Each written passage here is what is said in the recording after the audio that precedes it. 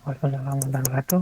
Alhamdulillah, ya Rabbil Alamin. Puji syukur kita panjatkan kepada Allah Subhanahu Wa Taala telah memberikan kita semua hari ini kesempatan untuk menghadiri seminar hasil atas nama Andika Pratama dengan judul Rancang Bangun Aplikasi Presensi Kelas berbasis sistem face recognition, panjang kali judulnya, menggunakan algoritma CNN dan indoor positioning. Adapun agenda hari ini adalah pemaparan hasil dan demo aplikasi, lalu tanya jawab oleh mahasiswa, lalu diikuti dengan pertanyaan dan saran dari para pembahas. Oke, tanpa memperpanjang waktu lagi, kita mulai saja. Andika, jangan lupa di-record ya. Ya. Silahkan. Assalamualaikum warahmatullahi wabarakatuh. Alhamdulillahirrahmanirrahim. Wassalatu wassalamu ala asyrofil anbiya'i wal mursalin wa ala alihi washabihi ajmain.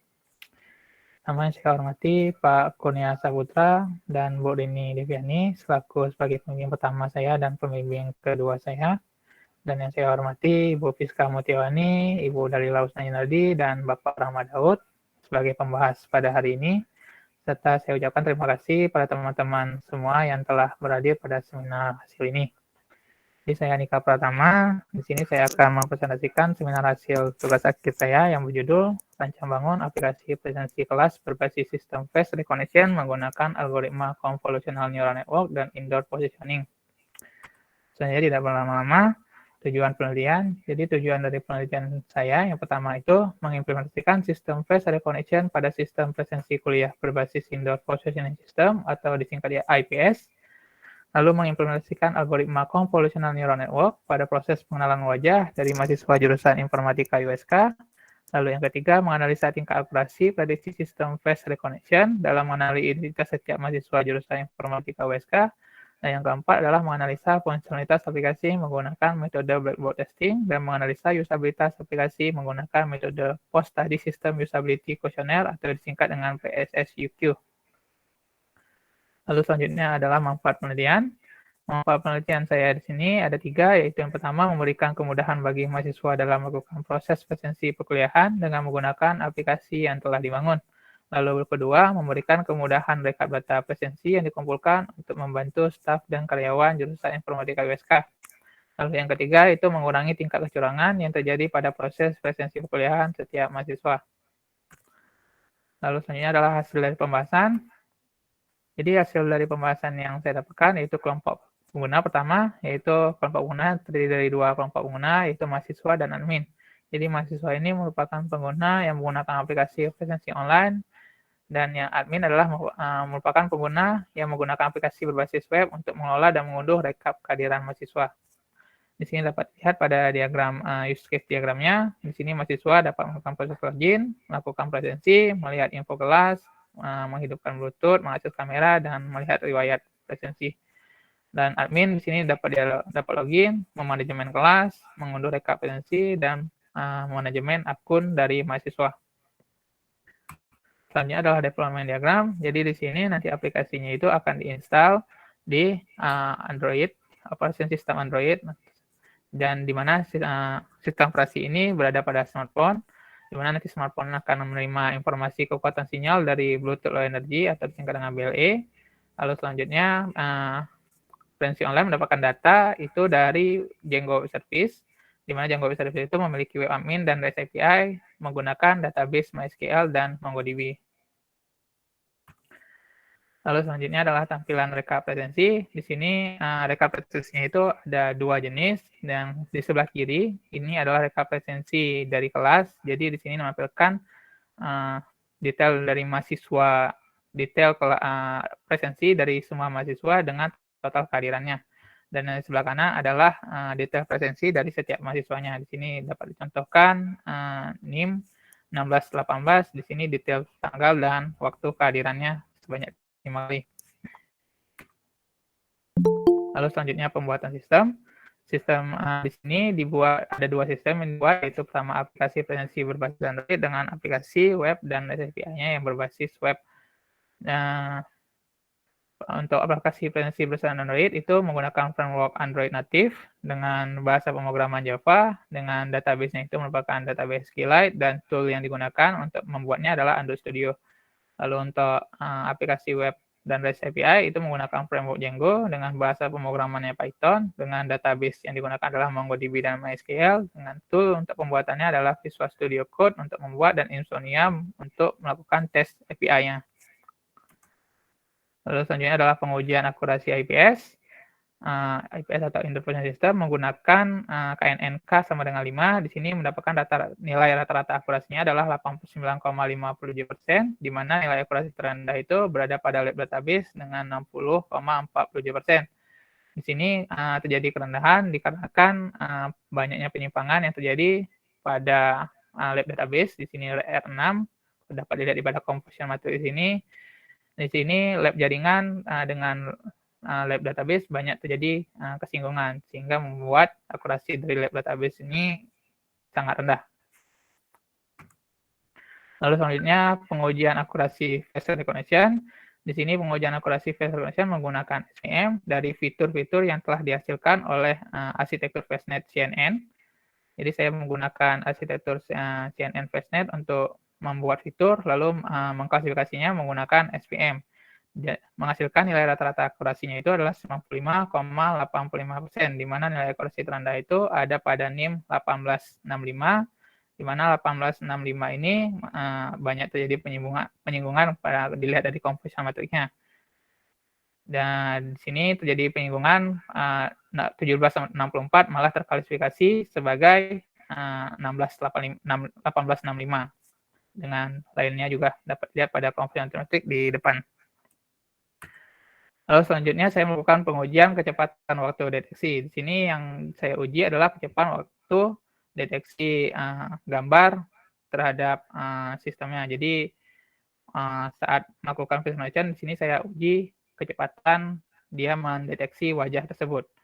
Jadi berdasarkan saya lakukan 41 kali pengujian, mendapatkan nilai rata-rata yaitu sebesar 0,29 detik, dan nilai mediannya itu adalah 0,11 detik. Dan ini sudah termasuk waktu yang cepat.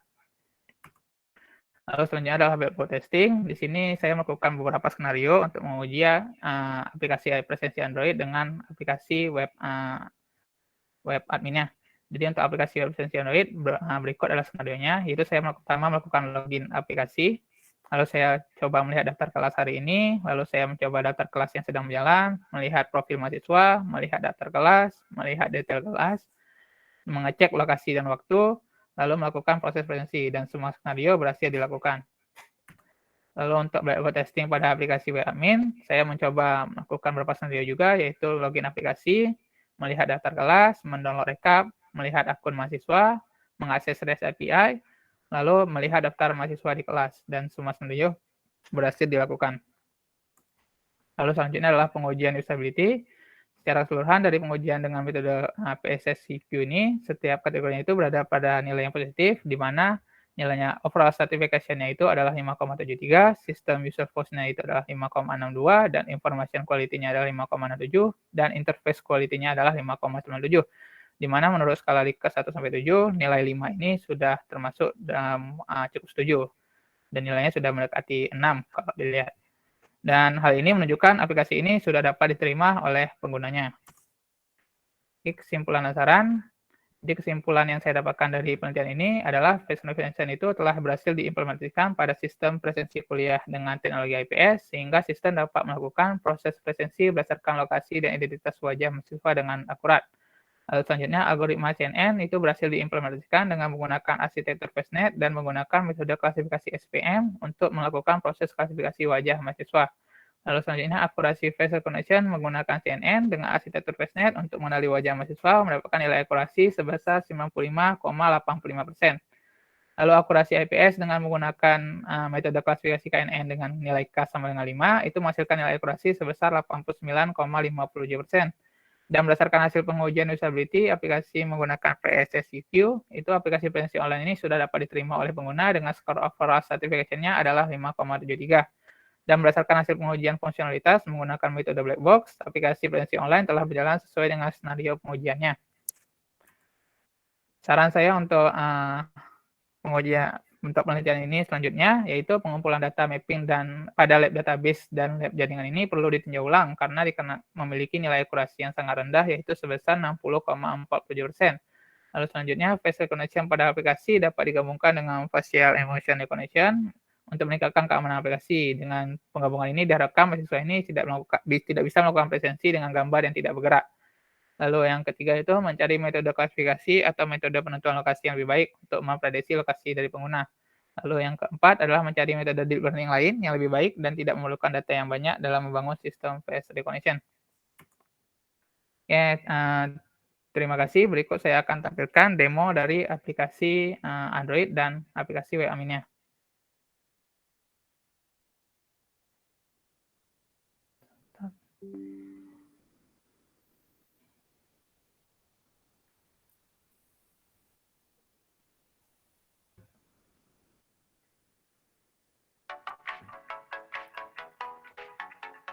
Kedengaran semua? Warahmatullahi wabarakatuh. Perkenalkan, saya Andika Pratama. Di sini saya akan mendemokan aplikasi presensi kuliah online yang saya buat yang berbasis face recognition dan indoor positioning system. Pertama, di sini kita akan melakukan proses login dari aplikasi.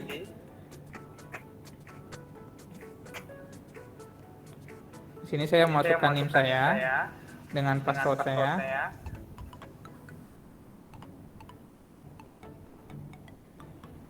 Lalu dilakukan proses login. Pada saat setelah login akan menampilkan beranda, di mana beranda itu menampilkan kelas yang sedang berlangsung saat ini dan kelas pada hari ini. Lalu pada profil itu menampilkan profil data mahasiswa yang login. Jadi di situ ada nama, ada email, prodi, jurusan, dan fakultasnya. Lalu selanjutnya ada menu kelas, di mana menu kelas itu menampilkan isi seluruh kelas yang diambil mahasiswa pada semester ini.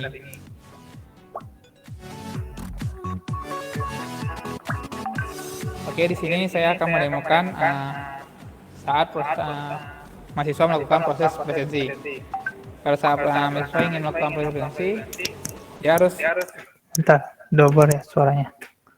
Di mute salah satu katanya double.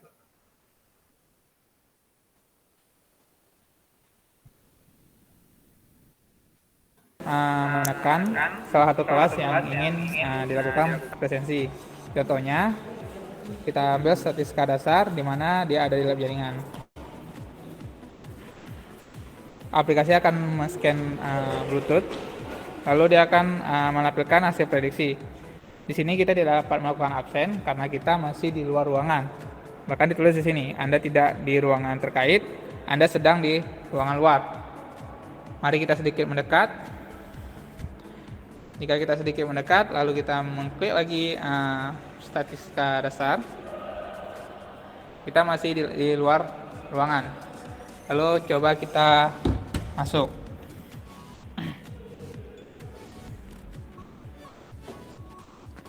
Saat kita sudah masuk di dalam, lalu kita coba klik lagi statistika dasar. Oke, kita sudah dapat melakukan presensi karena kita sudah di dalam ruang lab jaringan. Di sini saat ini kita ada di dalam ruang lab jaringan. Oke, langsung saja kita coba lakukan proses absensi dengan menekan tombol absen. Oke, tombol absensi hanya bisa dilakukan oleh orang yang login di dalamnya. Jika tidak ada wajah terdeteksi, maka akan menampilkan pop-up wajah tidak ditemukan. Oke, tadi kita sudah mencoba menggunakan gambar yang tanpa wajah. Mari kita coba dengan wajah, tapi wajah orang lain. Oke, coba kita menggunakan wajah kameramen kita.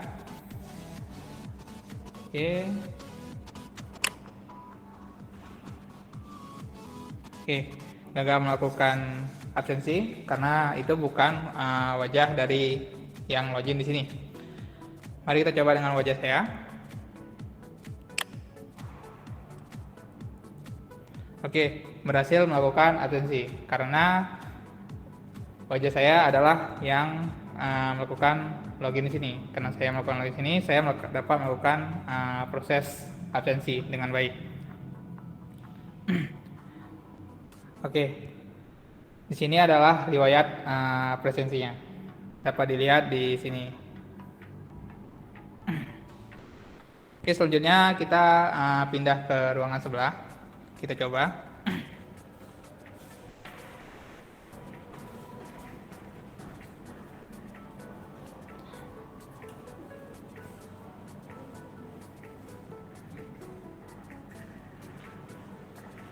Oke, di ruangan sebelah kita dapat melihat di sini kita dapat melakukan presensi karena kita sedang berada di ruangan database.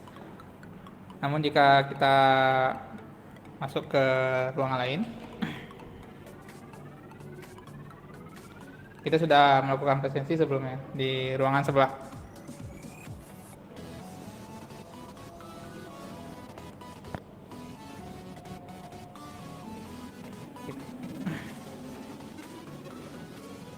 Oke, karena saat kita di ruangan database, kita akan coba melakukan proses absensi di ruangan database.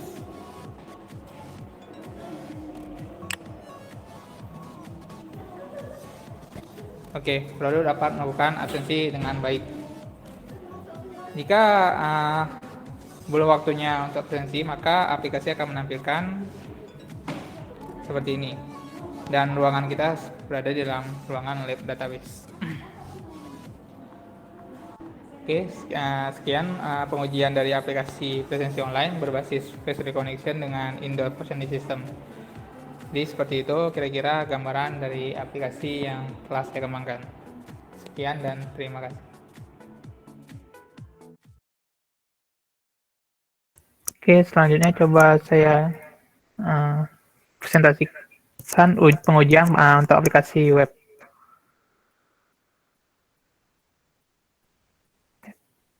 Demo aplikasi web.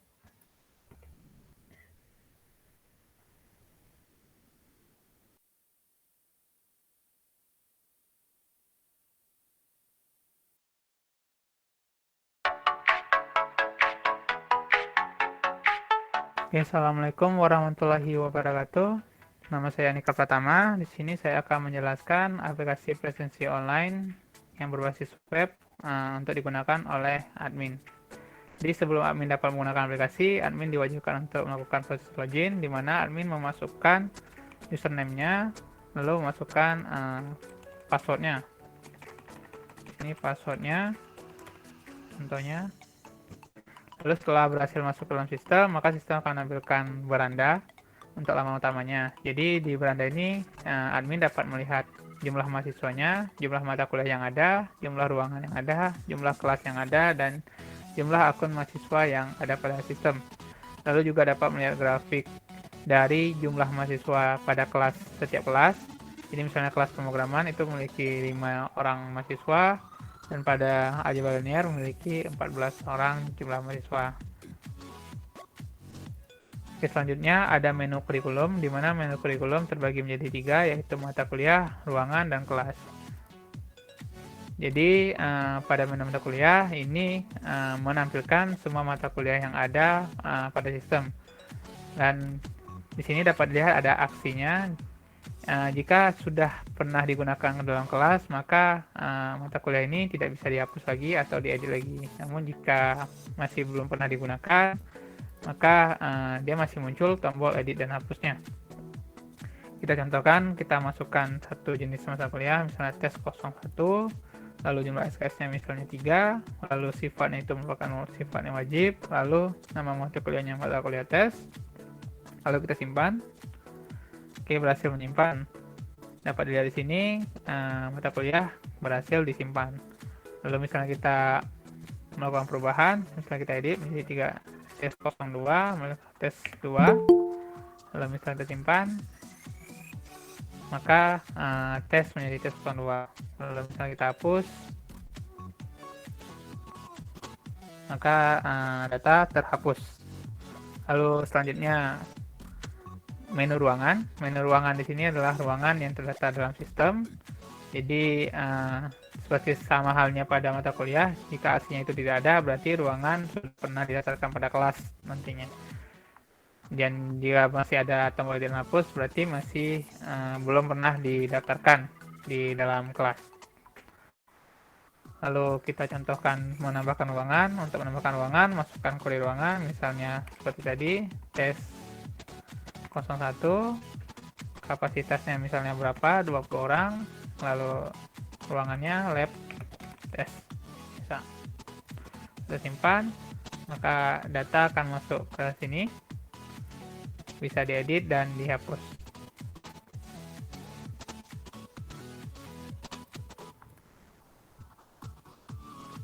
Lalu kelas, menu kelas. Pada menu kelas ini adalah menu utama dari kurikulumnya, itu utama dari kurikulum.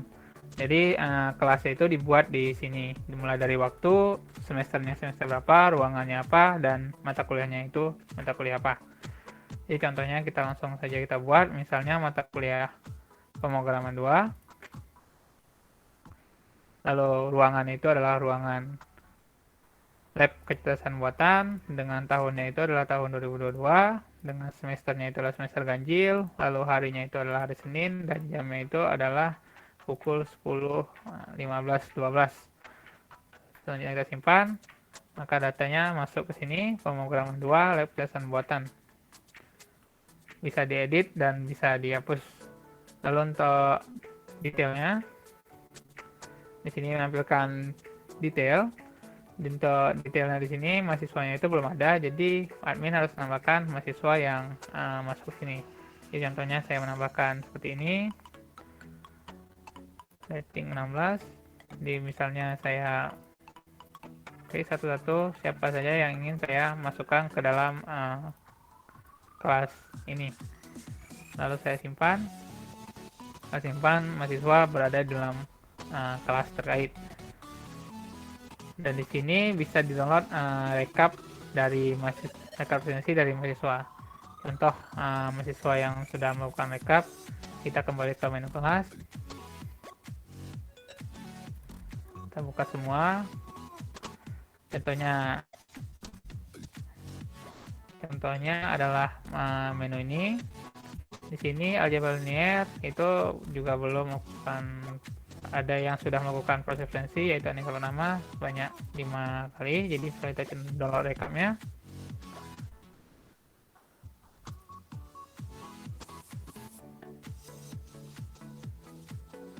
maka akan menampilkan rekap nilai, di mana Anika pertama sudah pernah melakukan proses presensi sebanyak 5 kali.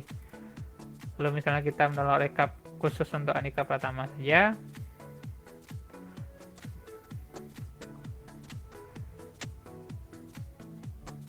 maka rekap presensi menampilkan detail dari presensi yang telah dilakukan oleh Anika pertama pada kelas aljabar linier. Oke, untuk selanjutnya ada menu mahasiswa, di mana menu mahasiswa itu hanya menampilkan data mahasiswa yang ada pada sistem, di mana data-data mahasiswa ini ditarik dari data fungsi unsiah. Lalu untuk pengaturan, pada menu pengaturan itu memiliki 3 menu, yaitu menu pengaturan akun mahasiswa, API, dengan model. Untuk akun mahasiswa, di sini admin bisa mengelola akun dari mahasiswa yang dapat login pada sistem ini. Oke, selanjutnya ada menu API. Di sini menu API itu menampilkan API yang bisa digunakan pada sistem ini. Jadi contohnya kelas mahasiswa atau kelas. Di sini saya melihat kembalian dari kelas. Jadi beginilah kira-kira kembalian dari data kelas yang diambil jika kelas di query. Jadi misalnya kita mau mengquery contoh kelas dengan ID 17, kita tinggal memasukkan ID 17 pada link, maka hanya menampilkan data kelas dengan ID 17. Lalu selanjutnya ada menu model. Di sini menu model hanya menampilkan atau ini merupakan pengelolaan model face recognition dan indoor voice system yang digunakan pada sistem. Untuk face recognition itu dia selain model, dia menggunakan juga fitur face embedding-nya untuk di-upload di dalam sistem. Sedangkan untuk indoor voice system hanya menggunakan model. Untuk penambahan model bisa ditambahkan di sini. Lalu untuk indoor voice system modelnya bisa ditambahkan di menu indoor voice system. Untuk cara pembuatan model juga diberikan tutorial dengan file yang dapat file script yang bisa di-download pada laman ini. Oke, sekian dari demo aplikasi sistem web aplikasi yang telah saya kembangkan. Lebih dan kurang saya mohon maaf. Assalamualaikum warahmatullahi wabarakatuh.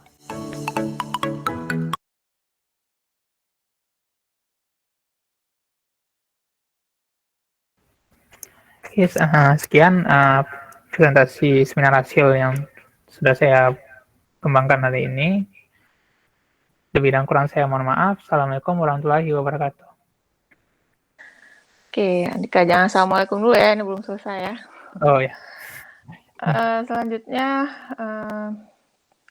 pertanyaan dari mahasiswa, kalau ada yang ingin ditanyakan, silahkan.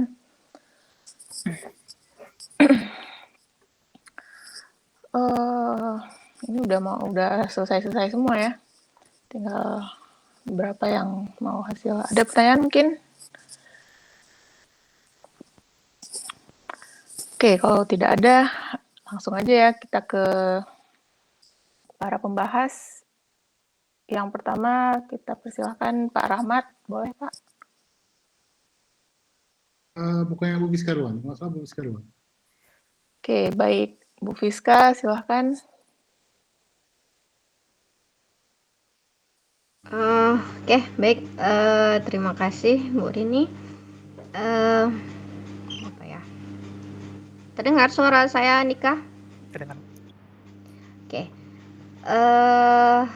Abstrak udah bagus sih abstraknya, cuman mungkin agak terlalu panjang aja kayaknya abstraknya ya. Udah nyaris 1 halaman panjang abstraknya. Jadi ya gimana lah caranya, mungkin nanti dipersingkat aja sedikit, karena biasanya abstrak itu sekitar setengah halaman aja udah cukup gitu ya. Tapi ini sepertinya udah lebih, jadi kesannya terlalu panjang. Oke, kemudian ini penelitiannya bagus dan sudah berhasil. Mudah-mudahan nanti bisa implementasikan secara realnya. Jadi ini yang data yang diambil, apa ambil data baru lagi atau menggunakan data sebelumnya punya siapa sebelumnya? Rizka ya? Siapa? Nah, ini baru, Bu. Oh, data yang baru lagi ya? Karena BLE-nya BLE yang baru. Oh, Jadi begitu. dengan ruangannya itu udah, kalau dulu kan Kapus itu cuma 3 atau 2 ruangan gitu. Kalau Ya. ini udah sampai 9 ruangan. Dan label luar ruangan 1 lagi gitu.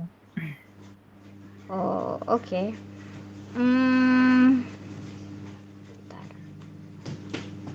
Saya baca dulu koreksinya yang mana ya.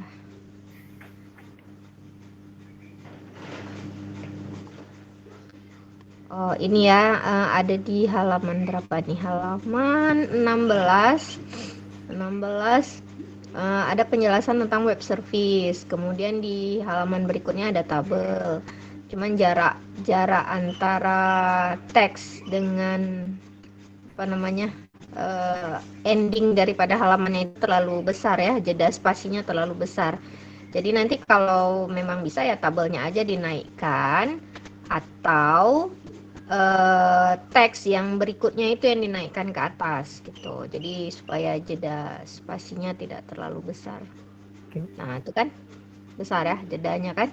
Ya, Tabelnya aja dinaikin ke atas, atau ya teksnya naik ke atas. Oke, kemudian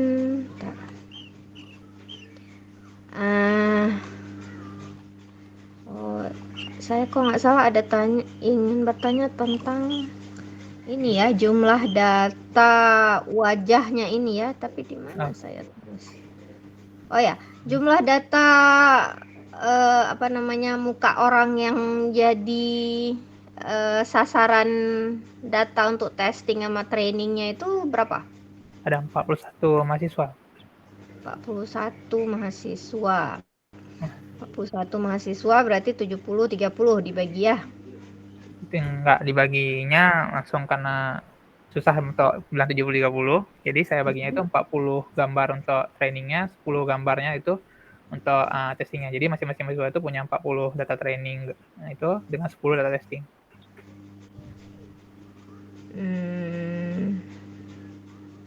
Maksudnya gimana? Tunggu. Tadi Jadi total apa? total Tampilan wajahnya berapa? 40. kan ada 41 mahasiswa. Jadi setiap mahasiswa itu punya 40 data training dengan 10 gambar untuk data testing. Jadi totalnya itu jadi setiap satu orang itu punya 50 gambar totalnya. 50 gambar. Itu maksudnya apa? Satu orang punya 50 gambar maksudnya apa? Apa dari sisi scalingnya atau zoom atau Enggak, memang gambar beda. Memang gambar yang satu diambil gitu. Maksudnya satu orang itu bisa ada berapa versi? 50 versi. 50 versi. Memang untuk data trainingnya itu saya ambil 40 gambar, untuk data testing itu 10 gambar dari dia gitu. Gambar selfie dia. Oh gitu. Oh maknanya 50 itu gambar yang berbeda berarti ya? Ya, gambar yang berbeda. Gambar yang berbeda. Nah, saya pikir 50 itu apakah variasi daripada gambarnya? Karena kan biasa kalau citra kan kita bisa variasikan, apakah kita merengkan sedikit misalnya, atau rotate atau apalah. Jadi variasi yang gambar yang sama, saya pikir seperti itu. Tapi ini ternyata 50 gambar yang berbeda ya. Ya. Mungkin nanti bisa diperjelas ya nih di bagian bab 3. Bab 3 di face recognition-nya. Jadi nggak jelas nih, 2050 data, sebanyak 40 data gambar wajah dari setiap mahasiswa digunakan sebagai data training dengan total 1640 gambar. Nah, ini membingungkan, maksudnya dari mana munculnya 1640 ini? Kalau memang 40 berarti anggaplah 40 kali 50 ya tadi ya? Ya, 40 kali 50. 40 kali 50 hasilnya 41. adalah 1640 gambar gitu. Ya. Oke. 41 Ya, nanti diperjelas saja ya, maksudnya dituliskan maknanya itu seperti apa. Atau kamu tambahkan aja intronya sedikit bahwa untuk face recognition ini menggunakan data berapa tadi? 41 mahasiswa. Ya. Nah, dari 41 mahasiswa tadi, setiap mahasiswa diambil 50 gambar selfie-nya. Ya, betul. Betul. Ya udah, maksudnya diperjelas seperti itu ya, karena jadi membingungkan karena langsung kamu jelaskan totalnya sekian kan bingung. Habis itu variasi tadi munculnya dari mana? Apakah variasi gambar yang sama ataukah variasi betul-betul gambar yang berbeda, 50 gambar yang berbeda gitu. Itu juga perlu dituliskan ya. Itu ada saya jelaskan sedikit di halaman 33 yang di pengumpulan data. Ya, tapi nggak jelas juga 2050 gambar wajah dari 41 mahasiswa.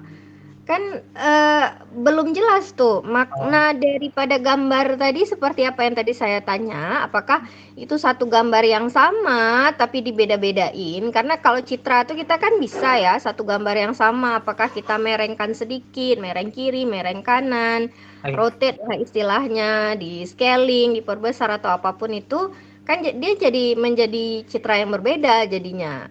Nah, apakah maksudnya seperti itu atau memang betul-betul gambar 50 gambar yang berbeda? Itu maksud saya. Ya. Perjelas nanti.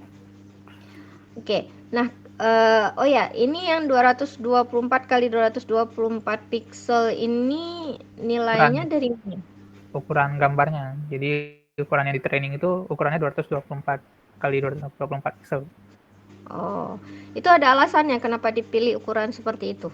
Ya, itu dari FaceNet-nya itu dia pakai yang gambar ini. Jadi dari arsitektur FaceNet CNN ini dia bisa pakai gambar yang 224 ini. Karena memang untuk FaceNet khusus dia menggunakan 200.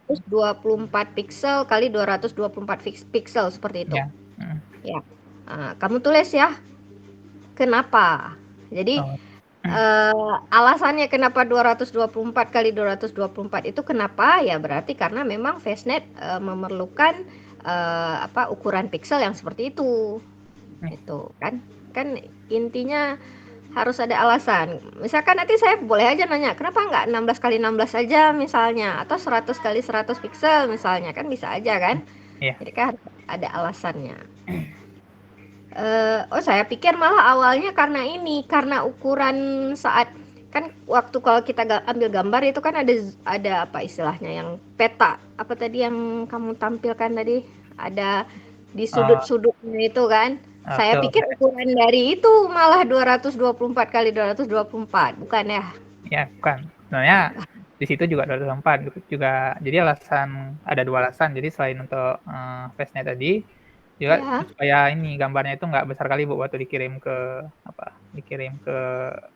web service, jadi nggak terlalu besar. Karena 224 nih kalau udah dikompres jadi dari gambar gede itu jadi 224, gambarnya itu nggak buram dan ukurannya itu juga nggak gede. Jadi cuma ukuran itu antara 70 KB itu sampai 100 KB tergantung dari warna itunya. Oke. Jadi nggak Itu gede. juga nanti bisa kamu tuliskan juga alasannya ya. Karena istilahnya apapun itu yang kamu lakukan penting. Kalau ada yang ingin melanjutkan lagi, berarti itu menjadi informasi penting bagi mereka saat ingin melanjutkan penelitian ini. Oke. Ya. Oke.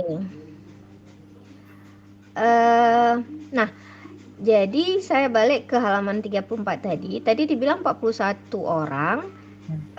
Tapi di sini ditulis 40 data gambar wajah. Kemudian di bawahnya sebanyak 10 data gambar wajah. Tadi katanya 41.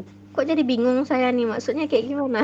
Yang 40 gambar wajah ini untuk data trainingnya Bu. Jadi untuk setiap mahasiswa itu kan tadi saya bilang sebanyak 40 data gambar dari setiap mahasiswa itu digunakan sebagai data training, dengan data gambar sebanyak 10 setiap mahasiswa itu dipakai untuk data testingnya. Jadi dari 41 mahasiswa, 40 gambar per mahasiswanya itu untuk data training, 10 gambarnya itu untuk data testing.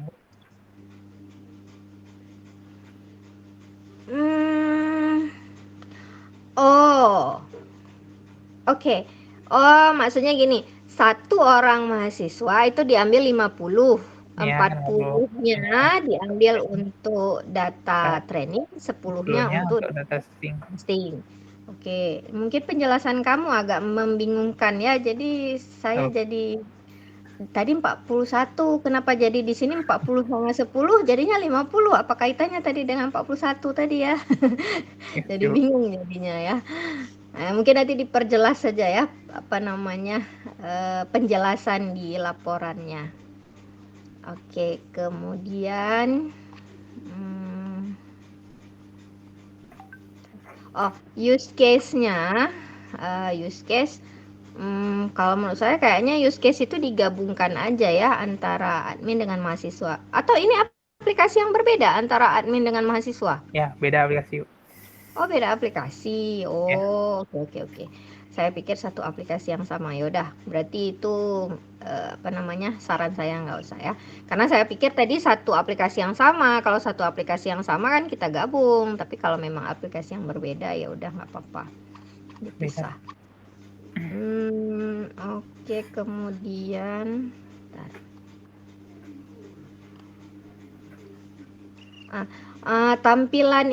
tampilan dari aplikasinya ini kalau bisa dirujuk dan ada penjelasan ya, jadi nggak hanya tampilan aplikasi yang bagian adminnya itu agak sedikit minim penjelasannya, jadi hanya ada gambar seperti itu tanpa ada penjelasan, terutama yang bagian mana ya, API. Nah, tampilan menu API-nya ini saya jelas sangat bingung ya. Apakah ada tampilan menu API pada web admin atau seperti apa, itu sangat membingungkan. apakah itu di sistem yang berbeda atau gimana gitu, ya kan? Nyambung kan? Iya. Nah, jadi apa namanya? Waktu saya lihat sekilas heran juga, kok ada API gitu ya pada tampilan aplikasinya? Apa memang disediakan API pada aplikasinya gitu? Jadi membingungkan ya. Nanti intinya untuk setiap gambar itu harus ada penjelasan ya. Jadi istilahnya setiap gambar itu kita harus rujuk dari teksnya supaya ya apa namanya, gambar dengan tabel itu kan istilahnya penjelasan tambahan. Jadi supaya lebih jelas apa yang kita jelaskan di teks, maka ada gambar sama tabelnya. Ya, jadi ya harus ada penjelasan memang ya. Iya. Oke. Nah, kemudian yang ini lagi ya, rekap presensinya ini juga agak sedikit membingungkan. Nah, tiba-tiba aja muncul gambar, nggak tahu nih apa maknanya ya. Terus beda antara gambar 417 dengan 418 itu apa? Beda rekapnya. Kalau rekap yang di atas tuh rekap semua mahasiswa di dalam kelas. Tapi kalau yang di 2 tuh rekap per mahasiswanya. Rekap per mahasiswa. Nah, itulah dia. Nggak ada penjelasan. Bingung jadinya saya. Nah, Ini apa sih maknanya tanggal waktu? Intinya kasih penjelasan lagi ya. Iya. Oke, kemudian nah, jadi kan alur daripada penelitian kamu ini seperti apa seharusnya? Yang pertama sekali dilakukan itu apa? Yang pertama kali dilakukan itu untuk mahasiswanya itu kan login dulu. Bukan. Alur penelitian kamu yang pertama sekali dilakukan itu apa? Analisa kebutuhan. Identifikasi masalah. Baru Oke. analisa kebutuhan. Oke, berarti kamu mengikuti alur yang kamu tampilkan di sini ya. Ya. Apa? Berarti habis apa tuh? Studi literatur, perancangan sistem presensi, pengumpulan data. Berarti rancang dulu baru mengumpulkan data. Ya, rancangannya ini kayak nentuin pakai framework apa dan lainnya itu, Bu. Gitu. Jadi terus pakai arsitektur apa, arsitektur fastnet apa, misalnya fastnet CNN apa, jadi dirancang dulu gitu. Oke. Habis itu pengumpulan data, sudah pengumpulan data baru implementasi algoritma ke dalam aplikasinya berarti ya. Ya. Nah, saat pengumpulan data dengan implementasi algoritma itu udah di dalam sistem Android yang kamu bangun atau masih manual aja gitu. Jadi proses perhitungannya tinggal pakai Python aja seperti itu atau gimana? Ya, masih belum. Jadi pertama kali untuk implementasi algoritma itu saya coba dulu di Python, script Python yang ada aplikasi gitu. Oh. Oke. Oke. Cuman mungkin di penjelasan di bab 4-nya ya, bagusnya saran saya kamu ikuti aja alur daripada penelitian tadi Ya. supaya nggak membingungkan gitu. Maksud saya kayak gini. Nah, ini udah ada coding segala macam, udah panjang tuh codingnya. Ya. Habis itu tiba-tiba ada penjelasan metode yang digunakan adalah metode Scrum. Nah, kemudian muncul gambar sprint. Udah, selesai. Jadi kesannya apa ya? Maksudnya kok kayak berhenti terpaksa gitu, gimana? Ya hanya sampai sprint aja, udah selesai. Sprint udah selesai gitu kan. Kalau menurut saya ya harusnya kamu ikuti aja alur daripada penjelasan penjelasannya, mengikuti alur penelitian yang kamu buat tadi gitu ya di diagram tadi.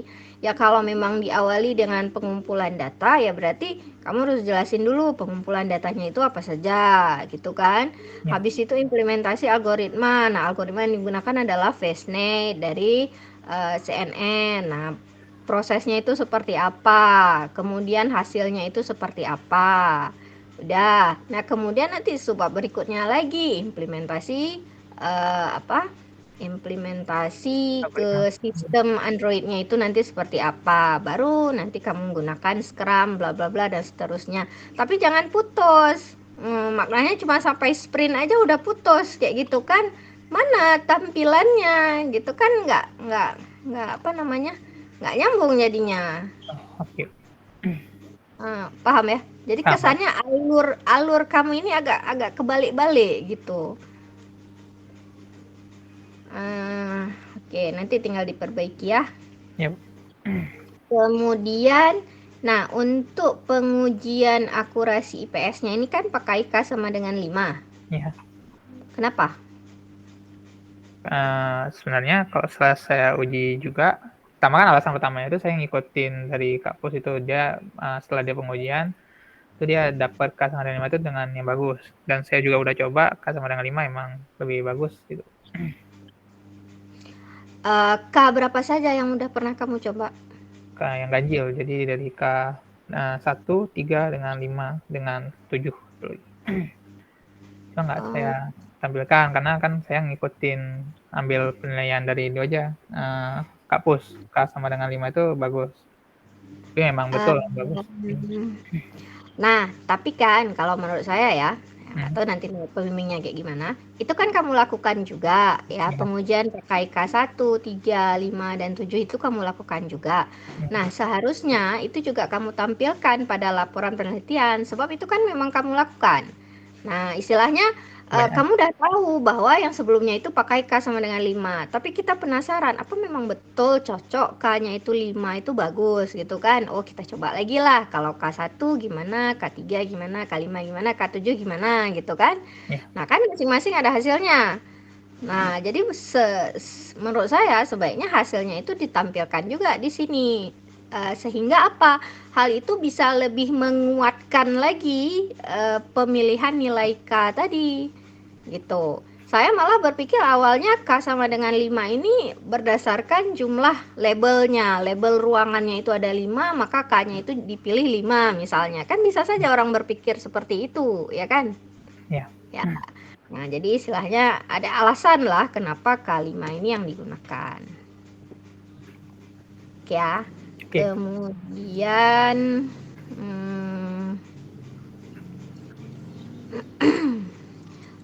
yang tampilan confusion metricnya itu bisa diubah nggak backgroundnya ya? Kayaknya bisa lah. Mungkin bisa, cuma itu generate dari Python jadi. Ya, saya tahu itu default dari Pythonnya kayak gitu. Cuman tulisan di dalamnya jadi agak susah terbaca karena backgroundnya itu terlalu gelap. Seharusnya bisa. Kalau bisa coba kamu cari tahu kan apa bisa diubah backgroundnya jadi lebih terang gitu. Setahu saya bisa karena waktu saya ngajar visualisasi data kayaknya ya seingat saya ada tentang itu. Bisa, cuma tambah library lain kenapa? Nggak tahu juga sih, kayaknya nggak perlu library, mungkin hanya di tampilan confusion metricnya settingannya itu yang perlu diubah kayaknya nggak. Tapi nggak tahu lah, coba. Kemarin tuh supaya teksnya itu lebih jelas gitu. Kemarin itu masalah harus pakai ini lagi matplotlib gitu, jadi digabungin dengan matplotlib gitu.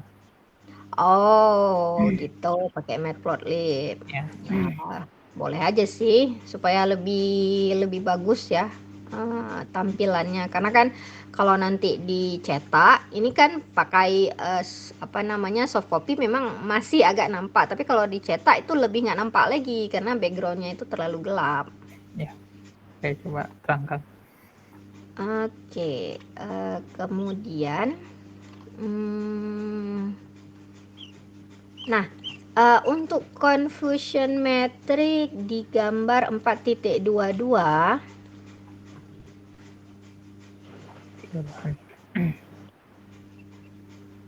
Yep. Ini NPM mahasiswa ya, yang labelnya itu ya.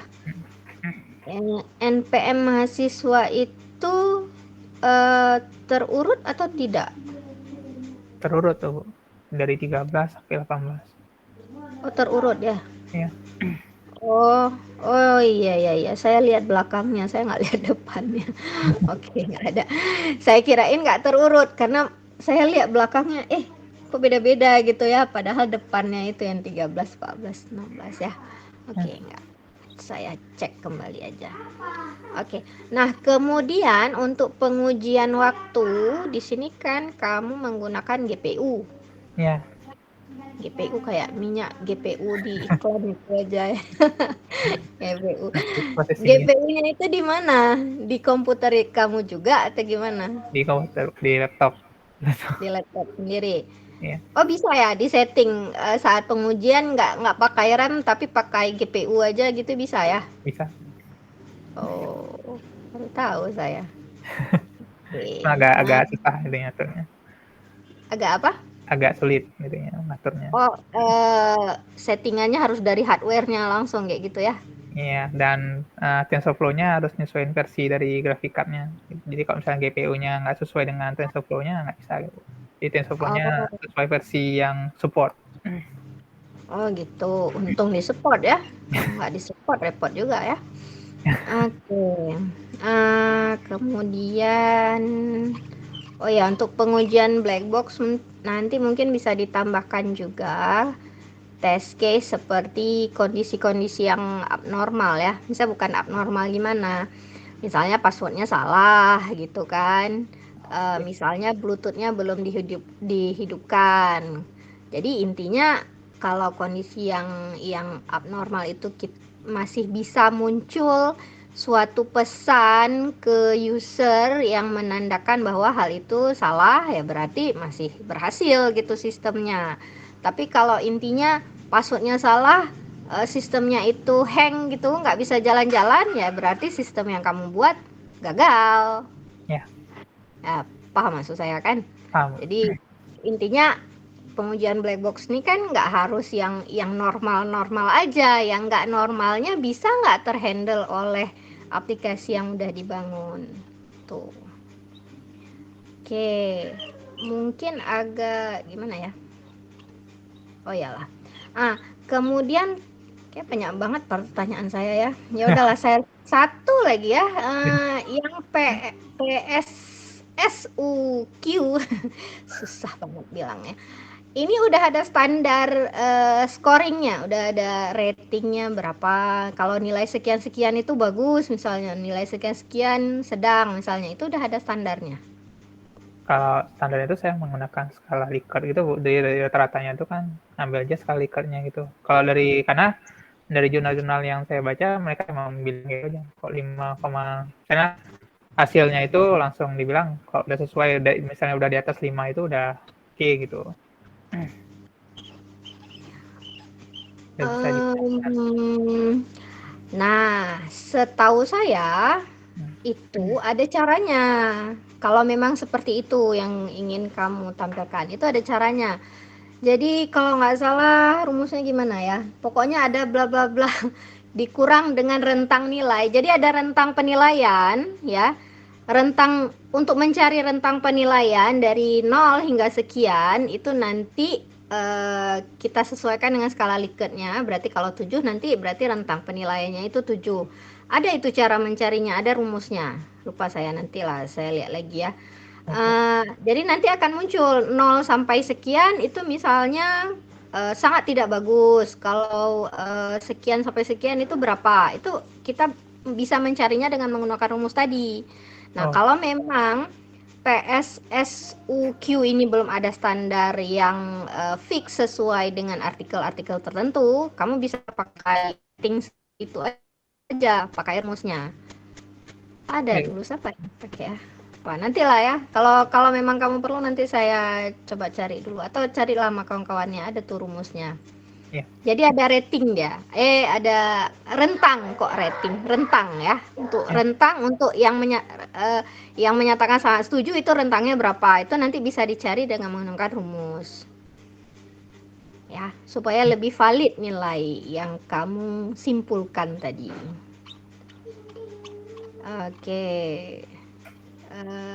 Oke, ya sepertinya itu saja mungkin dari saya.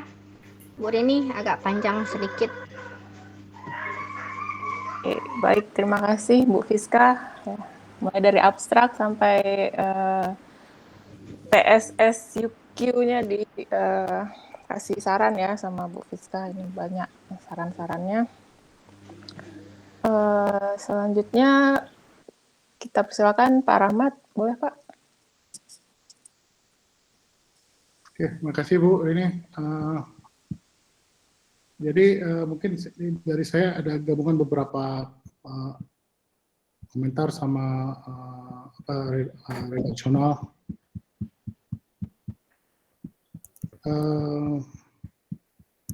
Ini lihat atas saya dulu.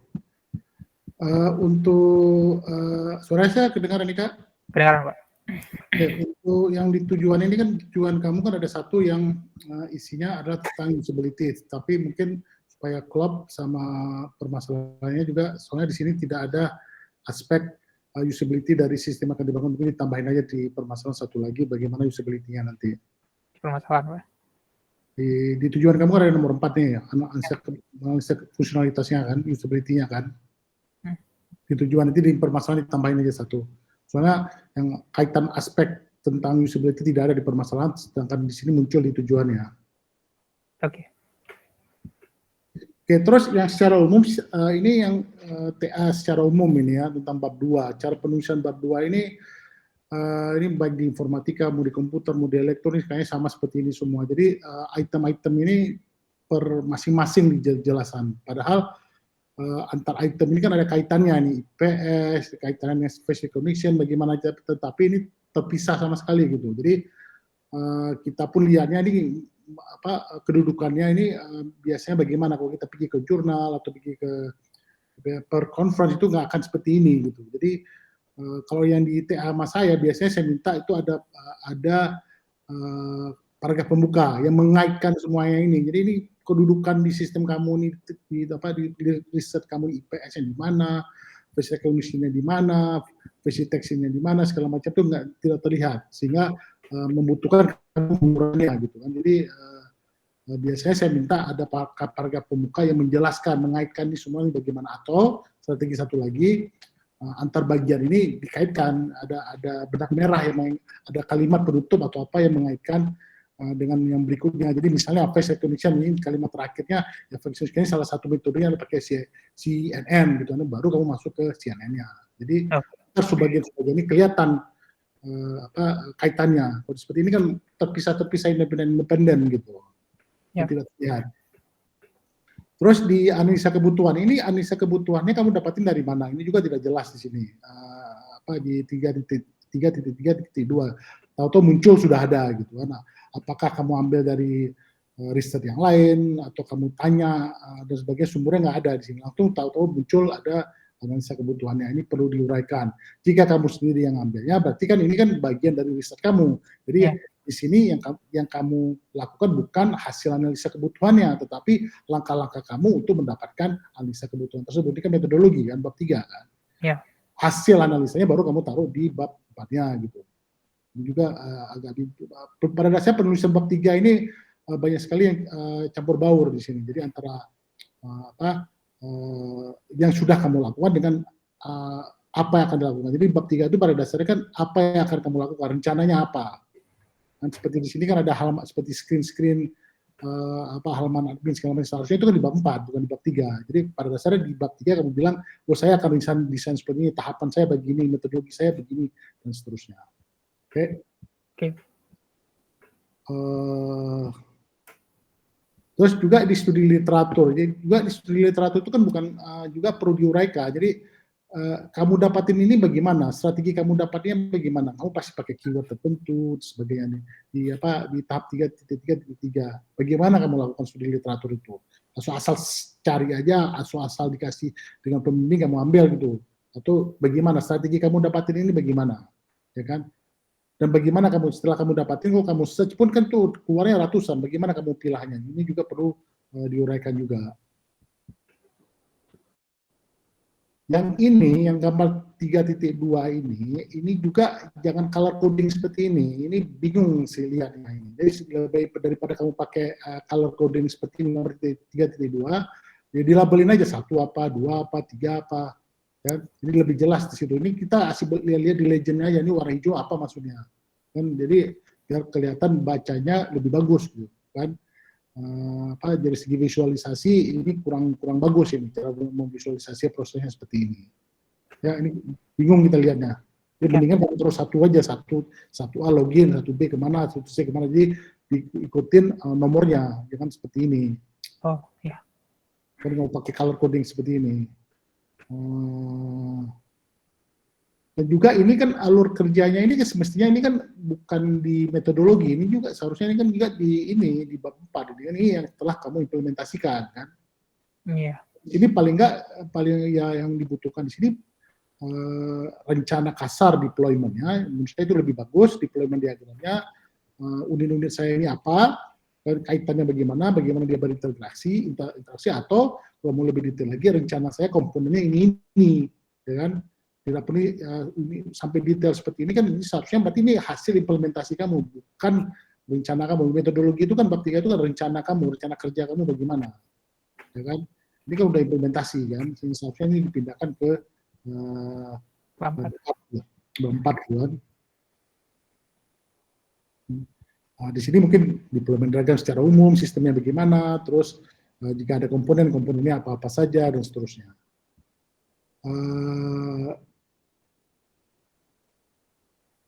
Ya, seperti yang ini juga yang setelah gambar 3.6, 3.7 ini seharusnya di bab 4 ini kan udah implementasi ini kan. Tapi pada dasarnya kamu jelasin di sini, oh ini bakal ada komponen diagramnya, sini ada deployment diagramnya untuk adminnya ini ya. Ini rencana saya deploymentnya begini, dan seterusnya. Jadi rencananya bagaimana gitu kan. Kalau udah detail seperti ini kan bukan lagi metodologi, ini udah implementasi kan, itu udah di bab 4 gitu kan logikanya. Oke, yang ini juga saya kembali lagi ke sama seperti Ibu Viska, ini ada banyak pertanyaan tentang data gambar wajah di sini. Jadi ini kamu buat 50 gambar. Ini perlu, kalau di computer vision ini perlu kamu elaborasi cara kamu ambil gambarnya bagaimana. Jaraknya bagaimana, pencahayaannya bagaimana, ukurannya bagaimana, post processingnya bagaimana, dan seterusnya, supaya bisa direplikasi. Kan? Dan untuk melihat konsistensi gambar yang kamu ambil. Soalnya itu menentukan proses training. Di sini tidak ada sama sekali, kamu cuma bilang ambil 50 gambar. Terus pixelnya 224 kali 224, berarti kan ada proses reduksi kan? Reduksi kan? Nah, reduksinya itu bagaimana? Kamu metode apa dan sebagainya? Ini juga tidak jelas di sini. Banyak sekali yang tidak jelas di sini tentang proses pengambilan gambar. Padahal intinya itu kan kamu kan face recognition, dan face recognition tahapan ini penting sekali untuk diuraikan sejelas-jelasnya. Dan ini sangat menurut saya ini cuman berapa nih, 3 kalimat ini kan nggak mungkin itu. Jadi kalau orang mau replikasi hasil kamu tidak bisa. Oh saya ambil 50 gambarnya bagaimana, jaraknya bagaimana, jarak antara kamera dengan ini berapa, DPI-nya berapa, pencahayaannya bagaimana, dan seterusnya. Dan itu direplikasikan untuk ke 41 mahasiswanya apa tidak gitu kan. Itu yang tidak muncul di sini. Dan terus ini kan dia harus direduksi karena face-nya meminta 224 kali 224, gimana kamu reduksikannya? Pakai cara apa? Metodologinya apa? Kan? Itu perlu dijelaskan. Terus itu kan perlu ada cropping juga, croppingnya ada cropping nggak, dan seterusnya. Jadi posisi mukanya itu sendiri bagaimana dalam gambar tersebut. Ya, ini yang tidak jelas di sini. Padahal untuk di face recognition itu salah satu, kalau orang mau replikasi itu yang dilihat. Kan untuk bisa menghasilkan, jika dia mau replikasi hasil kamu untuk menghasilkan hasil yang sama, itu yang dia akan dilihat. Data untuk training, data untuk testingnya, disamakan metodologinya. Ya. Iya. Terus yang splitnya juga ini kan, cara kamu split gambarnya juga ini juga tidak jelas di sini kan. Oke, cara kamu splitnya ini bagaimana? Apakah perlu dijelaskan ini antara training dengan testingnya, gimana kamu training dengan testingnya? Apakah kamu poolkan semua gambar, habis itu secara random kamu ambil, ini 80-20 kayaknya ya, kamu ambil ya, training testnya ya? Ya, secara ya matematisnya 80-20.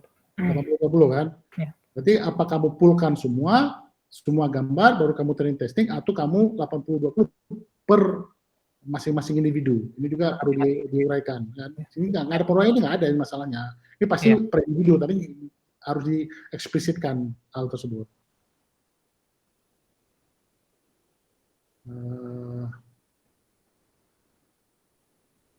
Ya, tes.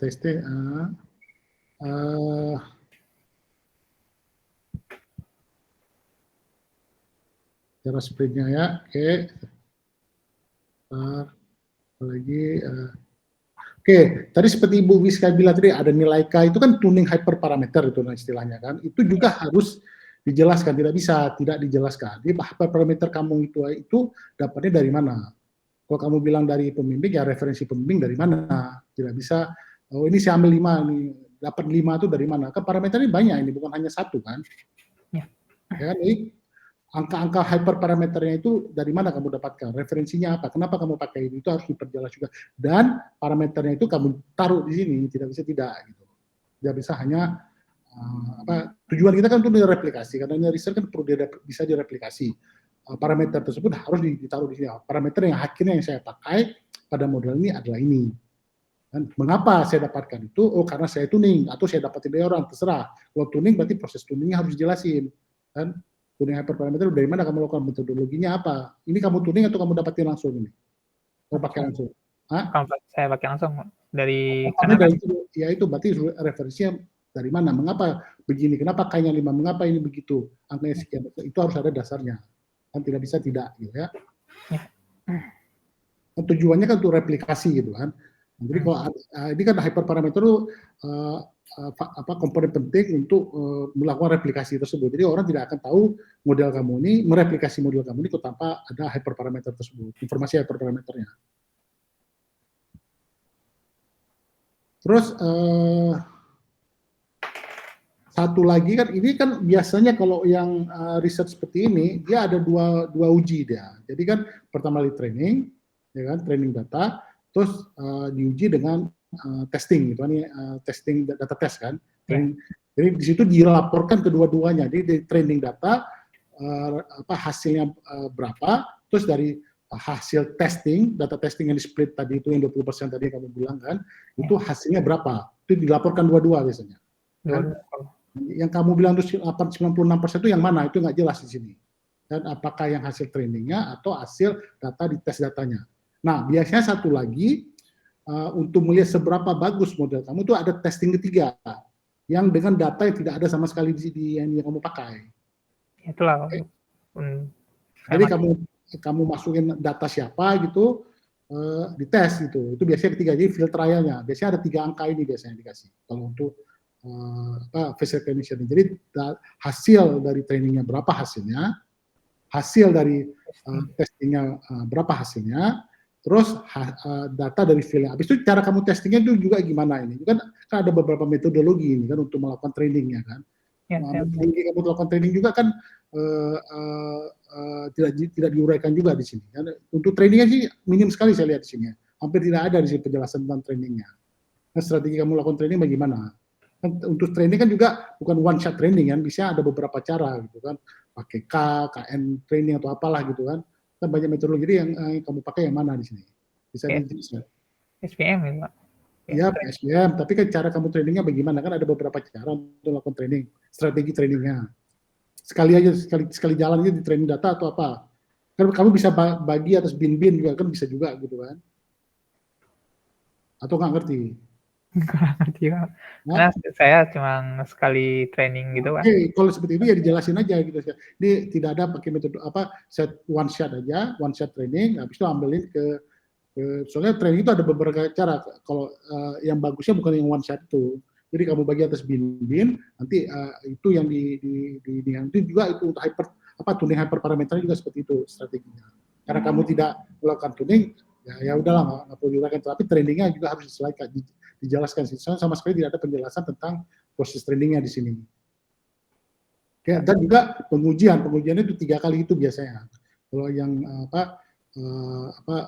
yang standar sekarang gitu kan, yang biasa orang report itu adalah yang laporkan adalah hasil trainingnya berapa akurasinya, hasil tes datanya berapa akurasinya, abis dengan data yang di luar ini untuk melihat seberapa eksternal bisa di-apply untuk kondisi di dunia nyata.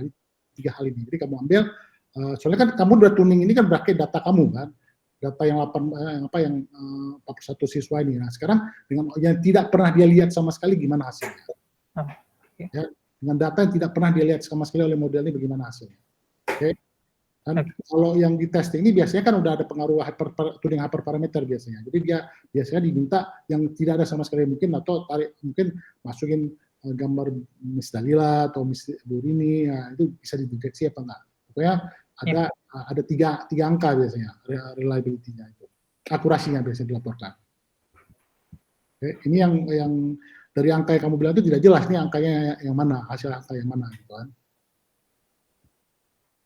Terus ini yang kalau saya lihat dari use case diagram adminnya, kalau nambah orang nggak bisa nih ya? Nambah mahasiswa? Nggak bisa, karena mahasiswa tuh memang ditarik dari data Fuxi gitu. Jadi kalau ada mahasiswa baru nggak bisa pakai sistem ini? Ditarik dulu dari ini, jadi dia ngesinkronin dari data Fuxi gitu Pak. Ya oke, itu datanya. Kalau gambarnya? Kalau gambarnya ini nggak disimpan di sistem Pak, jadi gambarnya ini di training di luar gitu, makanya nanti ada cara buat modelnya gitu. Ya, kenapa sini nggak ada? Seharusnya hal itu kan dijelaskan. Jadi modelnya itu yang juga saya bingung juga di sini, yang tidak jelas modelnya ini berada di mana ini. Kalau saya lihat dari deployment diagram kamu ini yang di part itu nggak jelas modelnya berada di mana ini. Yang jalankan model ini apa mobile-nya atau jalan di web service-nya atau di mana ini nggak jelas. Itu yang perlu dijelas. Di deployment diagram ya. Soalnya kan inti kamu kan bukan software deployment-nya kan, salah satu ininya kan, bukan aplikasi mobile-nya saja kan, tapi juga kan modelnya kan, nah, modelnya di mana ini jalannya ini nggak jelas di sini. Kan di gambar 4.3 ini. Jadi semestinya di jalan di mana modelnya ini? Di deployment diagramnya. Hah? Ya, berarti di deployment diagramnya dikasih. Ya itulah di mana? Di modelnya jalan di mana ini modelnya? Modelnya jalan di web service-nya. Di web service-nya. Nah, cuman untuk trainingnya itu nggak dari web service gitu. Memang sengaja memang tidak ada fitur tambah siswa baru itu? Memang nggak ada. Memang tidak ada memang? Iya. Kenapa pertimbangannya? Karena untuk supaya menyinkronkan itu Pak, kan saya tambah mahasiswa baru kan nanti takutnya nggak sinkron gitu. Nanti bisa dari tambah. Kalau perlu mahasiswa baru, maksudnya tambah aja lah, bisa aja ditambah secara manual kan bisa saja kan? Tambah secara manual. Ya, maksudnya nggak usah sinkron ke Fuxi kan, dari sistem ini ditambah diisi secara, karena ini kan ada aspek gambar segala macam kan, memang paling tarik data aja dari Fuxi, ini siapa mahasiswa baru, habis itu upload gambar yang dipakai untuk. Gambarnya nggak upload Pak, jadi supaya nggak berat servernya itu kan, nggak gambarnya ditumpuk semua di situ. Jadi memang gambarnya itu nggak disimpan di server, yang modelnya aja disimpan. Ya betul. Jadi kan perlu gambar untuk bisa di training, ya kan. Ya. Jadi kan gambar itu harus diakses dari mana gitu kan. Nggak bisa diakses Pak gambarnya. Oke, berarti ini kan fix berarti kan. Berarti kalau gitu ceritanya, berarti kan sistem kamu ini fix. Jadi kalau ada penambahan orang nggak bisa. Iya. Kan nggak bisa sama sekali. Berarti kan hard coded istilahnya kan. Jadi modelnya itu hard coded, modelnya tidak fleksibel, tidak. Modelnya fleksibel Pak, bisa di-upload modelnya. Enggak, karena tidak mengakomodir proses, kan ada CRUD-nya ini, update-nya ini yang nggak ada, gitu kan. U-nya ini nggak ada. Dan C dengan U-nya yang nggak ada. Kamu udah ada, fix, jadi kalau kamu merubah, kalau mau tambah user harus secara offline gitu kan. Ambil sendiri gambar, running modelnya, lagi, baru di-upload lagi ke sistem gitu kan. Offline, di luar sistem ini kan. Iya. Ada proses terpisah gitu kan. Itu mungkin yang dimasukkan ke saran itu menurut saya itu bisa diotomatisasi. Itu menurut saya itu lebih bagus seperti itu daripada yang itu bisa dimasukkan seperti saran ke depannya, itu bisa diotomatisasikan gitu kan. Ya. Oke, ini juga perlu dijelaskan di mana jalannya modelnya. Terus ini kode ini kan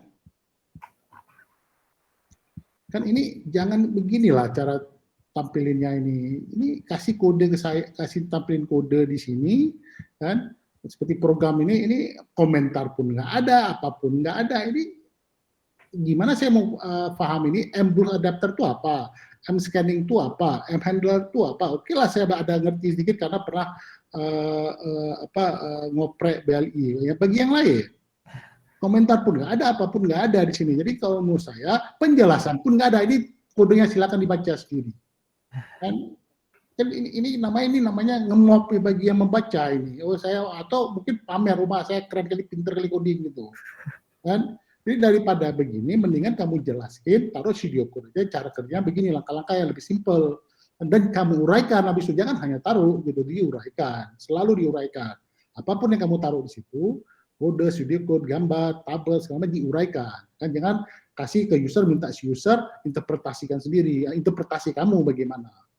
Si komen nih gimana di per ini? Dan kodenya dikeluarin aja, taruh aja di lampiran. Nggak perlu, menurut saya nggak perlu taruh kode di sini. Jadi taruh pseudo code aja, algoritma aja, logikanya bagaimana itu dijelaskan. Untuk lebih rincinya, tolong lihat di lampiran X gitu, kode detailnya. Dan kalau kamu taruh kode, ya kan, kalau kamu taruh kode, adalah komentar. Jangan kayak gini, kayak mana lu? Oh ya. Ini pemrograman, ini software RPA perlu kita kasih nilai ulang ini kayak gini caranya. Ya. Kemarin sebelumnya sebenarnya ada komennya, cuma saya hapus karena terlalu. Taruh di lampiran, jangan bukunya berserak kali, taruh di lampiran aja kode-kode gini. Tapi penjelasannya kamu tetap taruh di sini mungkin dengan pseudocode. Penjelasannya pertama dilakukan ini, kedua dilakukan ini, tiga dilakukan ini. Paling nggak ke pseudocode ini paling 4 baris ini kan. Itu yang kamu uraikan. Untuk rincinya tolong lihat di lampiran sekian gitu kan. Iya. Oke. Semua kodenya ini.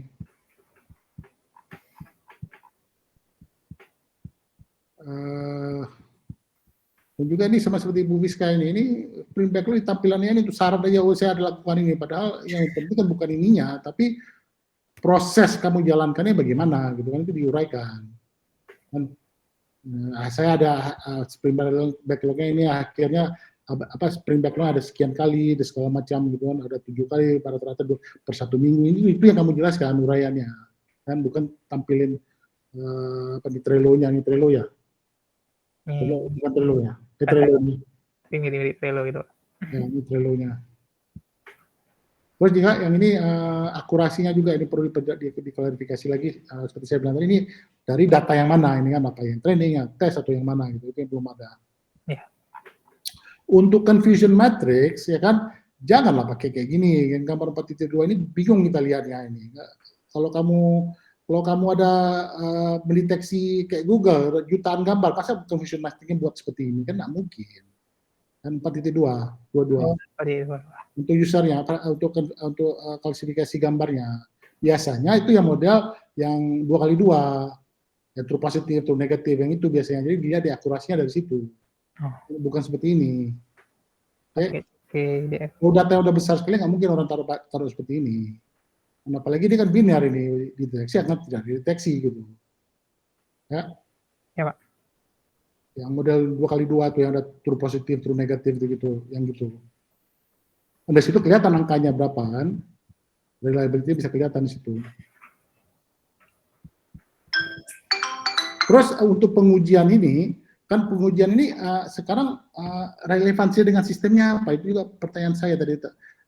Soalnya kan ini kan modelnya kan jalan di server, seharusnya kan bukan waktu prediksi mungkin kan, berapa lama dari user itu pakai diambil gambar sampai keluar hasil. Jadi bukan hanya waktu prediksi, delay itu seharusnya mungkin yang lebih relevan dengan sistem ini kan. Jadi kamu absen, kan? Kamu absen pakai gambar, responnya dari gambar itu diambil sampai ada hasil, itu yang lebih relevan, bukan waktu prediksi gitu. Waktu prediksi kan itu kan ideal gitu kan, ideal dijalankan di GPU-nya. GPU-nya kan pakai di server kan, seharusnya kan itu kita masukkan ke usernya kan, untuk termasuk sebagai aspek bagian dari usability. Menurut saya itu lebih relevan itu.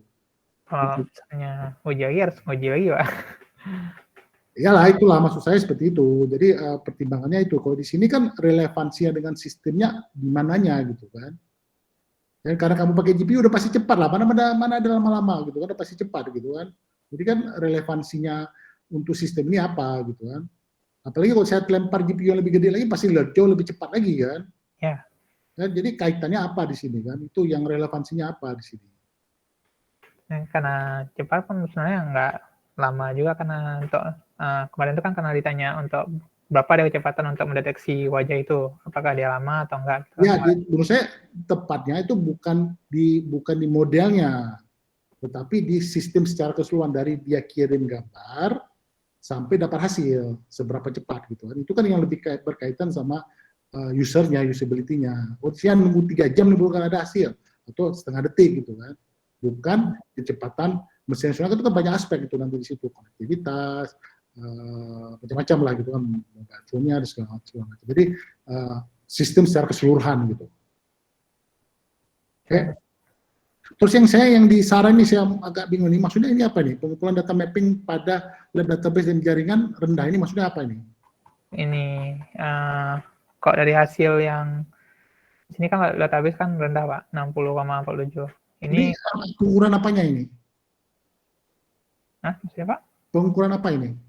Akurasinya. Akurasi apa? Lokasinya ya? Bluetooth-nya Ya, berarti? BLI-nya? Iya. BLI-nya? BLI-nya. Itu kan bukannya masalah penempatan beacon-nya aja? Nah, penempatan beacon-nya udah sesuai dengan ruangan-ruangan lain gitu kan, sama gitu kan, dari jaraknya juga mirip. Cuma untuk lab database dengan lab jaringan ini entah ada gangguan lain, mungkin ada barang-barang lain di situ, nggak tahu juga. Tapi nilai akurasi di situ tuh emang agak rendah, jadi mungkin harus ditinjau ulang Pak, gimana itu ya. Kenapa yang di situ aja? Karena yang di lain itu perlakuannya sama, tapi akurasinya nggak serendah itu gitu.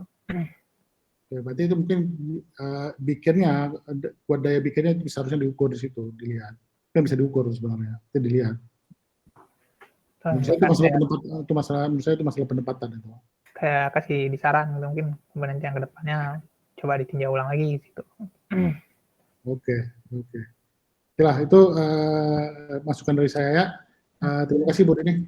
Assalamualaikum warahmatullahi wabarakatuh.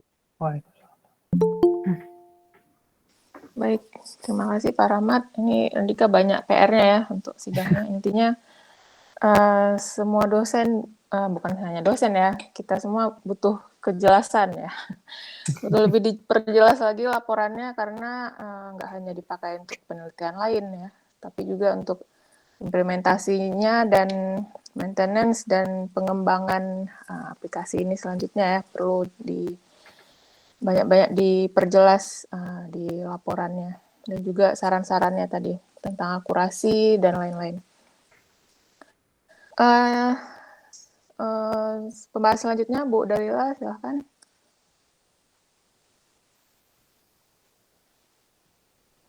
Oke, baik, terima kasih Bu ini. Andika, pertama-tama selamat ya, akhirnya sudah seminar hasil. Udah agak lama juga jaraknya antara seminar proposal ke seminar hasil. Kemudian ini presentasinya tadi kalau bagi saya bagus ya. Jadi udah siap presentasinya itu, kemudian data dan yang lain-lainnya itu semua sudah disajikan. Namun ya mungkin ada sedikit kekurangan di laporannya ya. Jadi karena yang lain juga sudah banyak, Bu Fiska tadi jadi sudah memberikan saran, Pak Rahmat juga, dari saya mungkin sedikit aja atau mungkin ada saran yang mana bisa membuat laporan itu jadi lebih jelas ya. Jadi yang pertama kalau di abstrak, waktu saya baca versi bahasa Indonesianya itu background latar belakangnya itu terlalu panjang, jadi tidak perlu. Jadi sekitar jadi kalau nggak salah saya agak ke tengah baru Andika menceritakan penelitian ini itu tentang apa. Jadi sebaiknya background-nya itu dipangkas, latar belakangnya itu dipangkas menjadi mungkin 3 atau 4 baris, kemudian ceritakan penelitiannya itu seperti apa, hasilnya, metodologinya, kemudian baru hasilnya. Jadi tidak perlu terlalu panjang seperti ini. Kalau mau saya bantu pangkas, nanti dikirim aja, kita bisa diskusi sama-sama nanti seperti apa abstraknya ya. Kemudian yang kedua tadi kalau nggak salah Bu Fiska ada bertanya tentang gambar ya. Jadi ada setiap orang itu kalau tidak salah ada 40 tadi ya, 40 gambar. Mungkin itu Andika bisa memberikan contoh gambar yang itu seperti apa. Jadi misalnya ada foto saya, apakah fotonya seperti foto profil ini, apakah foto tampak ke depan, kemudian apakah ada tampak samping, atau ada tampak misalnya dari sudut yang berbeda. Nah, jadi gambar itu bisa dimasukkan di dalam lampiran. Jadi ketika nanti Andika buat di laporan, setiap siswa atau setiap subjek itu ada 40 gambar, silakan rujuk ke lampiran berapa untuk contoh bagaimana cara diambil gambar tersebut. Begitu ya. Oke. Jadi kan bahasa Inggrisnya a picture worth 1,000 words. Jadi dengan satu gambar itu bisa menjelaskan bagaimana bentuk image, ya bagaimana bentuk image yang dimasukkan ke dalam sistemnya Andika, begitu ya. Oke, sebentar coba saya lihat lagi. Oke, kemudian ini pakai beacon BLE juga kan ya? Ya. Ada, saya udah lihat tadi ada denahnya, tapi tidak ada foto barangnya. Sebelumnya Nah, itu juga ya. Sama seperti di seminar hasil akil, itu kita mengklaim, kita menyatakan bahwa kita menggunakan satu barang, namun barang itu tidak ditunjukkan. Ada nggak foto barangnya? Foto barang aslinya di dalam natural habitatnya. Ada nggak? Ada nih di tokonya, dari tokonya. Nah, bukan itu maksud saya. Jadi Andika pasang BLI-nya kemarin itu di mana? Di ruangan mana? Di ruangan lab database, jaringan, dan 9 lab jaringan lain-lainnya. Ya, oke. Sebaiknya itu ada ya gambarnya, dan itu bisa di lampiran aja juga. Di foto aja bahwa menunjukkan bahwa BLI ini dipasang di lab sekian. Jadi ketika orang baca laporannya, oke, berarti secara tidak langsung udah kelihatan, oke, ini dipasangnya di sini. Jadi ada faktor-faktor tertentu yang menyebabkan, misalnya kayak tadi ya, Pak Rahmat juga, saya baru tahu rupanya dia hard-coded. Saya kirain juga bisa dinamis, jadi tinggal setiap kali ada anak baru masuk itu diambil fotonya langsung bisa nih. Rupanya kita harus masukkan lagi gitu ya, fotonya dia atau image-nya dia, baru si aplikasi ini bisa jalan gitu kan. Berarti itu kan ya kedepannya ya, harapannya itu evolusi dari attendance itu kedepannya seperti itu. Nah, jadi sebaiknya ada gambarnya, jadi yang baca itu percaya bahwa Andika memang menggunakan alat ini, begitu ya. Saya lihat lampirannya juga malah lampirannya di usability-nya yang ada. Proses usability-nya itu ada, sedangkan elemen yang lebih penting atau yang krusial itu seperti tidak dimasukkan, begitu ya. Ya. Oke. Selebihnya juga sama, jadi apa yang disampaikan oleh Pak Rahmat dan juga Bu Fiska sebaiknya dibuat. Jadi mungkin itu sedikit aja kekurangan Andika di bagian pelaporan ya. Secara produknya sepertinya sudah aman. Mungkin ke waktu sidang kalau bisa dan kalau memungkinkan, misalnya kitanya nanti sidang, misalnya ya kita sidang di LabGIS, mungkin bisa demo secara langsung dengan alatnya. Ini kan saya kan cuma lihat video ya. Maksudnya bukan live ya. Kalau demo lagi udah dicabut, malah dia harus pasang di 10 kelas. Ya kan bisa pasang lagi. Kan agak waktu banyak. nanti kamu foto di ruangan LabGIS saja. Dia harus pasang semua, tapi kalau misalnya di LabGIS saja kita buat model khusus untuk dia gitu. Dia harus di semua ruangan dipasangnya, walaupun kita bilang cuma nguji di LabGIS, semua ruangan itu harus dipasang. Dia ngeceknya di 30 BLE itu nanti. Oh, berarti dia ya oke, berarti paham ya kenapa dia sebaiknya tidak hard coded karena itu ya. Karena bukan apa ya, karena ini kan produk dan orang lain demo langsung gitu. Nah, jadi sebaiknya ya, ini saya kasih saran ya, sebaiknya ya. Misalnya Andika mau jualan ini juga mau kasih ini ke Pak Rektor, pasti diminta cara buat, maksudnya demo secara langsung gitu ya. Ini saran saya, itu menjadi nilai yang penting bahwa bisa demo langsung. Kalau memang nggak bisa ya itu nanti urusan sama pembimbing gimana. Tapi kalau bagi saya itu seperti itu. Nanti tinggal diskusi aja seperti apa. Jadi lengkapi aja dulu laporannya. Jadi supaya lebih jelas hasilnya ya. Kalau nyoba 2 ruangan bisa Bu. Jadi nah itulah gitu. Tapi mekanismenya itu antara sekarang sampai waktu sidang coba dipikirkan seperti apa. Kalau gini Andika ya, saya nggak tahu Andika tuh persepsinya seperti apa. Kalau memang tidak bisa, kasih tahu kenapa. Ya. Nggak perlu ngeles, kasih tahu tidak bisa karena ini, selesai gitu ya. Nggak Ya. usah, tapi kan gini, tapi kan gitu, nggak usah. Malah dengan banyaknya tapi itu nilainya makin kurang. Nah, ya, ini saya ajarin supaya adik-adiknya yang lain juga tahu. Nggak bisa tuh kasih tahu kenapa, alasannya itu apa. Jangan menutup-nutupi.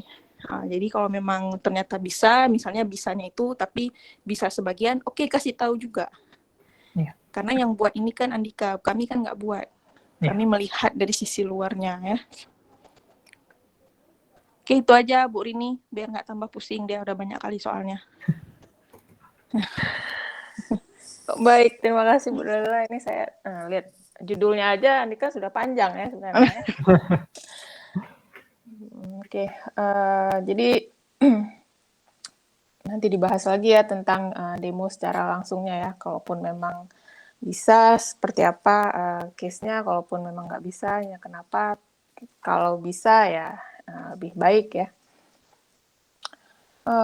Terakhir mungkin saran dari Pak Kurnia, silakan Pak. Makasih Bu Rini. Kayaknya nggak ada ya, soalnya udah panjang sekali.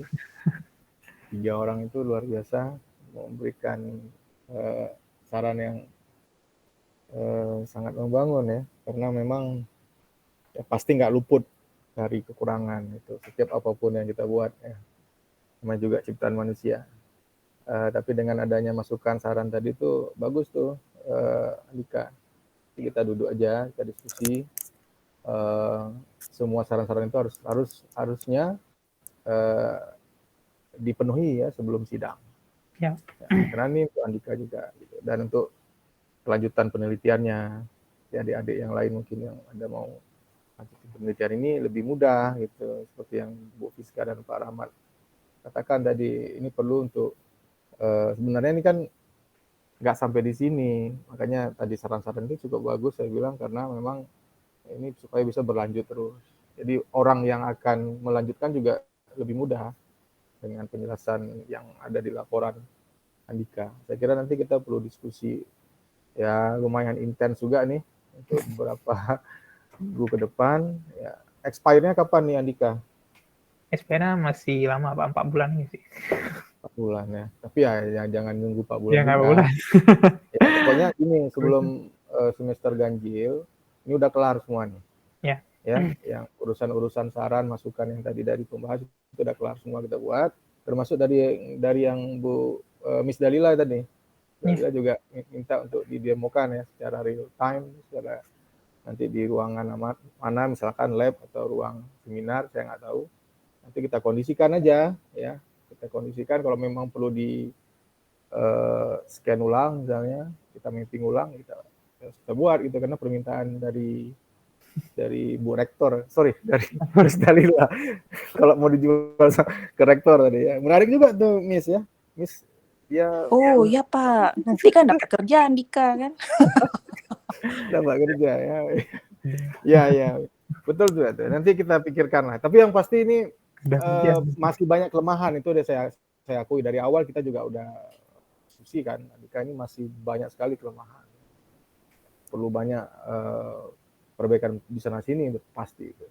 Tapi nggak apa-apa, kita masih punya waktu beberapa sebulan lagi ya kurang lebih Andika ya, itu aja dimanfaatkan. Termasuk laporan itu yang penting ya, laporan yang Andika buat itu.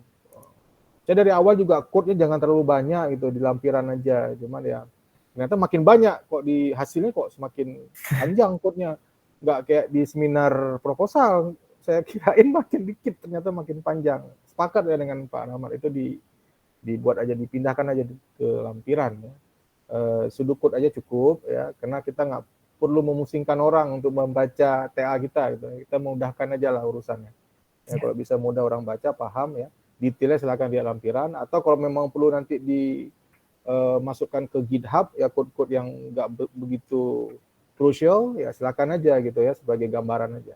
Jadi nggak usah dipusingkan orang dengan memaparkan semua code yang kita buat gitu ya.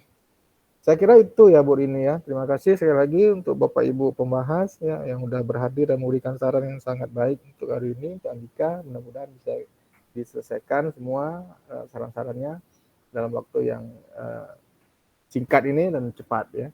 Saya kembalikan ke Bu Rini. Assalamualaikum warahmatullahi wabarakatuh. Waalaikumsalam. Baik, Andika silahkan ditutup ya bagi para dosen pembahas, mohon nilainya dikirim ke Pak Kurnia. Terima kasih. Silakan ditutup ya Andika.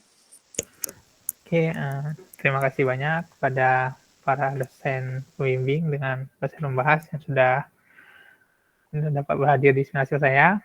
Lebih dan kurang saya mohon maaf. Assalamualaikum warahmatullahi wabarakatuh. Waalaikumsalam warahmatullahi wabarakatuh.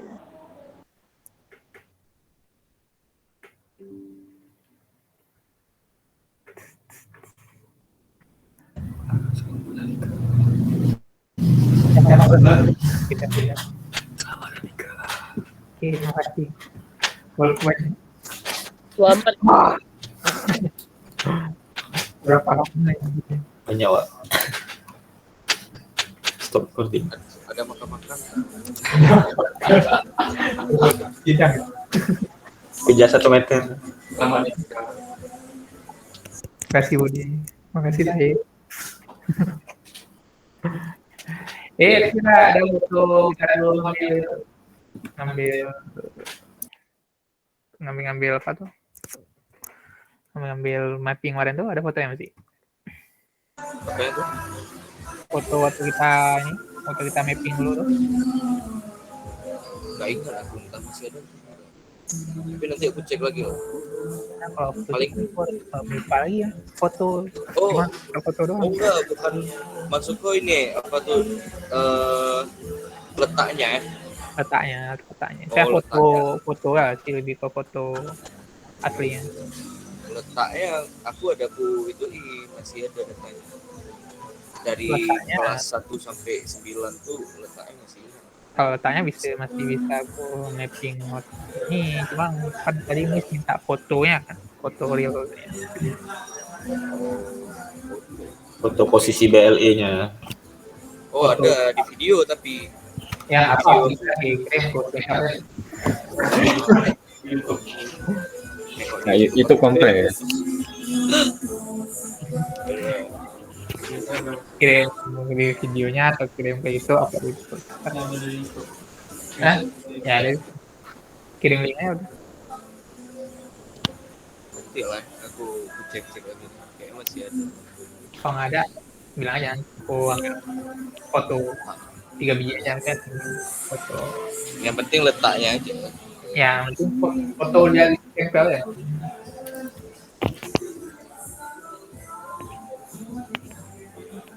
Oke, aku izin ya, Web. Oke, terima kasih ya. Pas sidang. Ditunggu ke sidang.